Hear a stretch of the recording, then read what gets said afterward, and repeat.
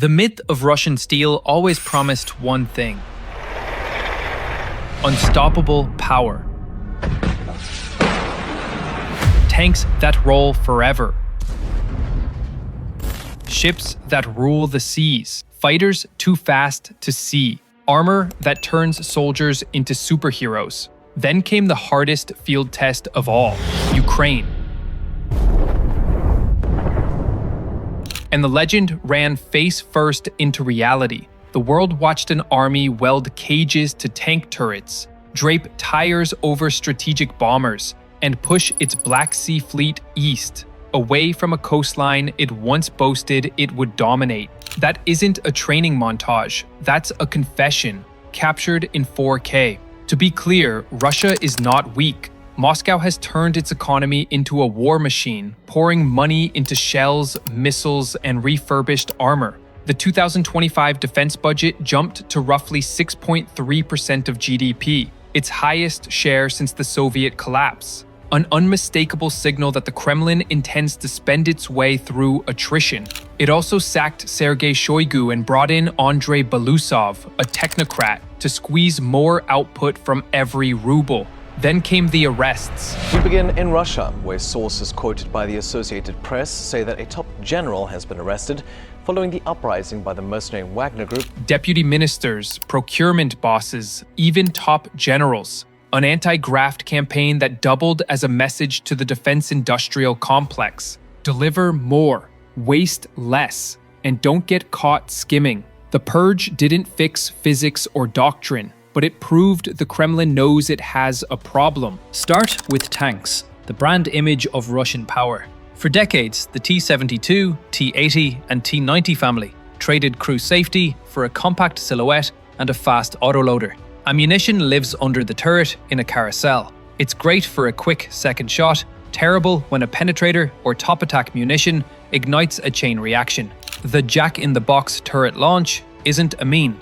It's a design tax that 21st century weapons collect with interest. Slap on improvised cope cages and iron bar roofs, and you might blunt a dropped grenade or a light FPV charge. But you won't save a tank from a modern top attack missile or a heavy submunition raining in from above. It's like putting a bike helmet on a piano and expecting Beethoven. The numbers tell the rest of the story. Western assessments say Russia has lost north of 3,000 tanks, about its pre-war active fleet, forcing a return to storage parks for T-62s and even older models. Production lines and overhaul plants are working, but quantity is being recovered by going backward. Refit yesterday's armor and send it to fight tomorrow's sensors. That can plug a gap. It cannot erase the gap. When Ukraine filmed a captured turtle tank, a rusting T-62 wrapped in a sheet metal barn with jammers bolted on, no one mistook it for a revolution. It was a rolling admission that the battlefield punishes tall silhouettes and thin roofs, and that survival now starts with all-domain protection, not just thicker steel. What about the Wunderwaffe T-14 Armata, the poster child for a modernized Russian army? Press releases marched, parades glistened. The battlefield, not so much. By 2024, Rostec's own boss conceded the Armata wasn't going to Ukraine, calling it too expensive and pointing to T-90 production as the practical choice. A weapon too precious to fight is a museum piece with better marketing. If your flagship tank's main combat achievement is headlining Victory Day, you don't have a spear, you have a selfie. Now spin the camera south to the Black Sea. A nation with no blue water fleet did to the Russian Navy what navies are supposed to fear most: denied it the sea. In March 2024, Ukraine says it has attacked and destroyed a Russian patrol ship with naval drones in the Black Sea. Ukrainian sea drones hunted the patrol ship Sergei Kotov near the Kerch Strait and sent it to the bottom. In May, a long-range strike in Sevastopol destroyed the brand-new missile corvette Zyklon. First, though, Ukraine's military says it's destroyed a Russian warship that was in its territorial waters. Reportedly, the last caliber-capable corvette still in Crimea. Layer on earlier hits against landing ships and a battered submarine in dry dock, and you get a navy that learned a wartime verb: relocate. Ships and support assets edged east, away from drone alleys and ATACMS reach. The fleet kept firing missiles. It just stopped pretending Sevastopol was untouchable. The Black Sea turned from postcard to problem set. That wasn't just explosive theatre, it was strategic math. Knock out radar sites and S-400 pieces along Crimea's rim, squeeze their coverage, and you open corridors for more strikes. Ukraine did exactly that through spring and summer 2024, reporting hits on Jankoy, Belbek, and around Sevastopol. Take away enough high-end eyes and teeth, and even a premier integrated air defense starts to look like a picket fence. Long, expensive, and full of holes where you need wire. Meanwhile, the skies above the front became a tale of two adaptations. Russia's most effective innovation was also its least glamorous. To the war in Ukraine now, and at least 7 people have been injured in the country's northeast after coming under attack from Russian glide bombs. Russian glide bombs. Glide bombs. Bold, cheap guidance kits to old iron, Fab 500s, Fab 1000s and 5s, even 3,000 kilogram monsters, and drop them from standoff range. They're not boutique, they're gravity with GPS. Around Avdiivka, those bombs crushed Ukrainian fortifications and helped force a withdrawal. By late 2024 and into 2025, Western and independent estimates spoke of tens of thousands of UMPK kits produced and daily drop rates high enough to make defenders abandon positions rather than wait for the roof to arrive. Elegant? No. Effective? Often. It's not air superiority, it's air denial by sledgehammer. But while the sledgehammer swung, the crown jewels cracked. In January and again in February 2024, Ukraine claimed, and open source evidence supported, the downing of 2 A-50 airborne early warning aircraft. Ukrainians claim to have shot down 2 really important planes. One's called the A-50 and the other one is an Il-22. Some of the rarest and most valuable planes Russia owns. Patriot ambushes and layered traps clipped Su-34s and Su-35s in clusters. Belbek Air Base in Crimea lost fighters and fuel to long-range strikes. And in June 2024, a deep strike drone attack reached Akhtubinsk and, per satellite imagery, scarred the runway near a Su-57.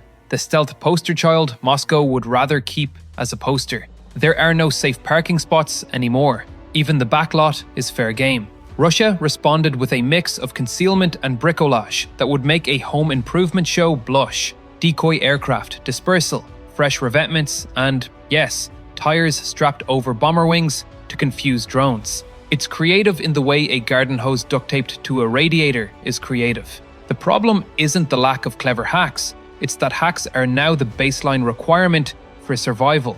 When your deterrent force doubles as a craft project, you don't own the night, you borrow it. None of this means Russian weapons literally suck. They often hit hard. Russia's electronic warfare can be vicious. Its Lancet family of loitering munitions has made life miserable for Ukrainian artillery, and the glide bomb playbook works disturbingly well when defenders lack long-range SAMs and fresh fighters. And yet, the pattern is brutal. Against a nimble opponent armed with Western sensors, deep strike tools, and a drone culture that never sleeps, Russia's high-end gear keeps getting caught, cornered, or shelved. The systems optimized for mass and momentum stumble in a world optimized for seeing first, striking precisely, and refusing targetable patterns. It's not that Russian weapons can't work, it's that their architecture is misaligned with the era.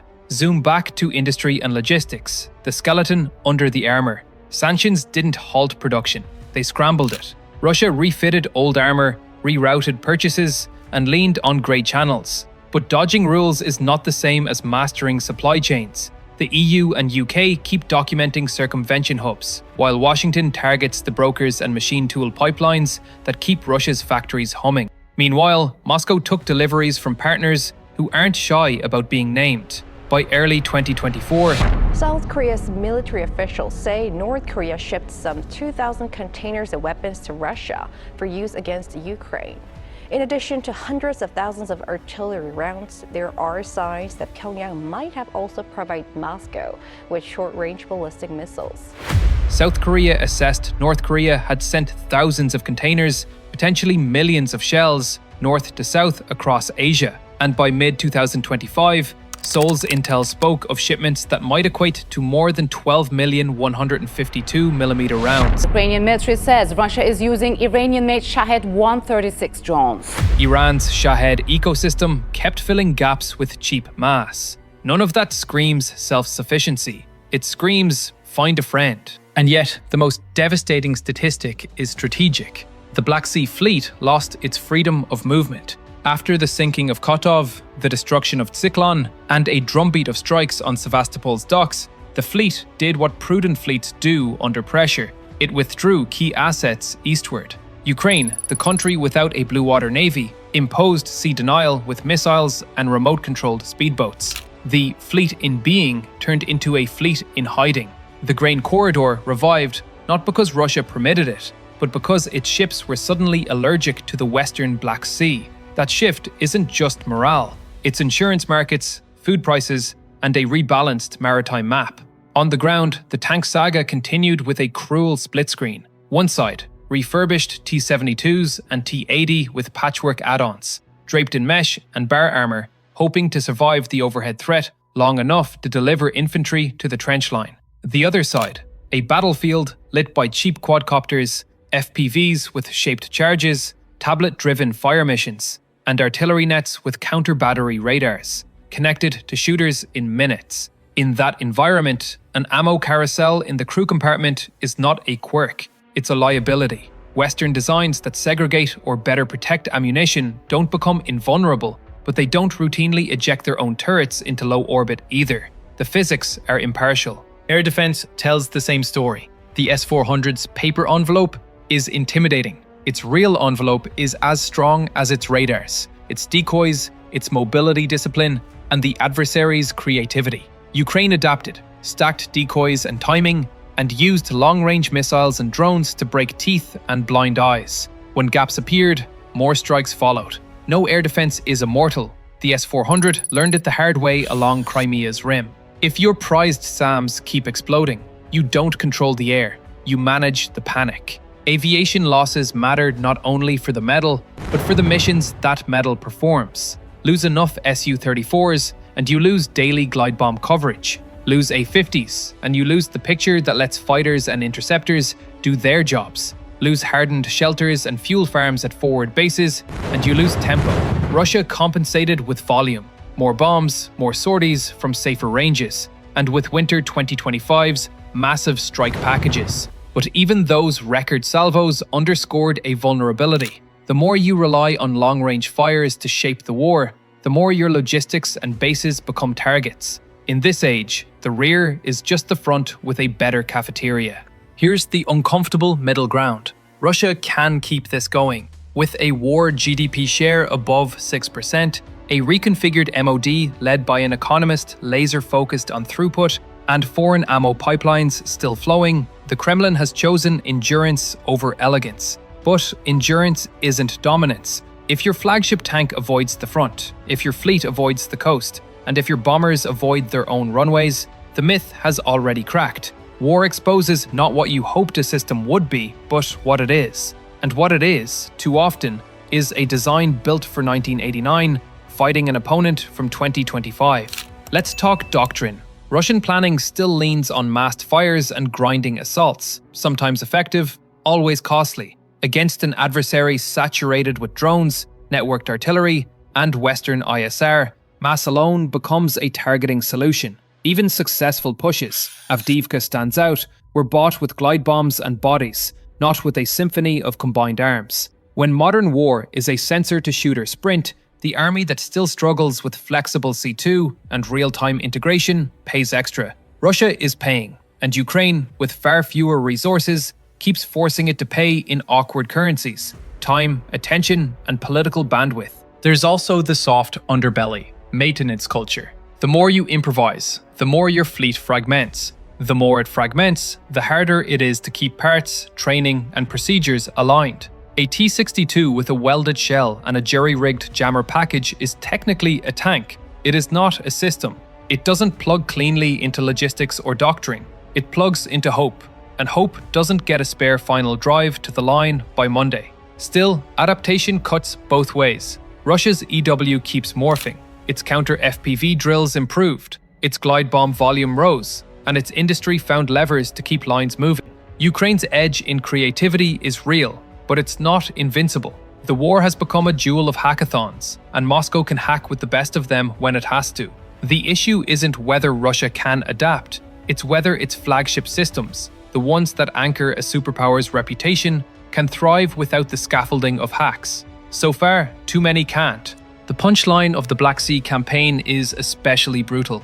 If you can't protect holes in port, if your docks and dry docks are missile magnets, then shipyards are no longer sanctuaries, they're coordinates. Russia learned that the hard way, as explosions bloomed in Sevastopol's yards and in dry docks that used to belong to a navy's rear area. When a corvette, fresh from commissioning, ends up as wreckage in the same harbour that blessed it, your maritime theory takes on water fast. What would it take to reverse the narrative? Not more cages, not more tires. A generational rebuild. Open architecture vehicles with separated ammo and real active protection. A navy whose default posture assumes assault from sea, air, and above-water drones simultaneously. An air force that can absorb losses of rare assets without losing mission profiles. Base hardening that treats every ramp like a bullseye. An industrial policy that prizes quality control and domestic components as much as throughput. Those aren't press release fixes. They are decade-long projects measured in engineers, not slogans. The irony is that Russia knows this. Swapping Shoigu for Belousov wasn't a vibe change. It was an admission that war is an economic and organizational problem as much as a tactical one. The convictions and arrests weren't PR.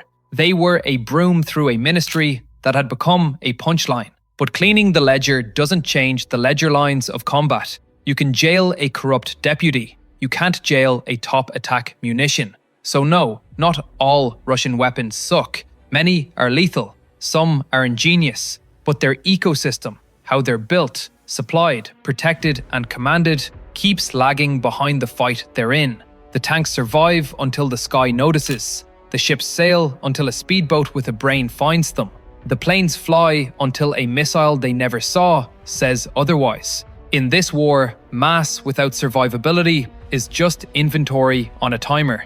Russia has the mass. Ukraine, with its partners, keeps setting the timer. The final joke, one of the only ones we can afford, is that the cheapest fixes look the funniest. Tires on bombers, cages on tanks, decoys on ramps. They're not stupid, they're necessary. But they're necessary because the big, expensive things aren't keeping up. If the safest Russian ship in the Black Sea is the one that never leaves port, if the newest tank is too precious to risk, and if the stealth jet can be reached by a drone made in a garage, that's not a meme, that's a verdict. Which brings us to the question no cage can dodge. If you were in the Kremlin's war room and had one fix to bet next year on, where would you start? Active protection and separated ammo for armor, hardened shelters and dispersal for bombers, or a Black Sea doctrine that assumes every wave carries a warhead? Choose wisely. The next viral video might be your flagship.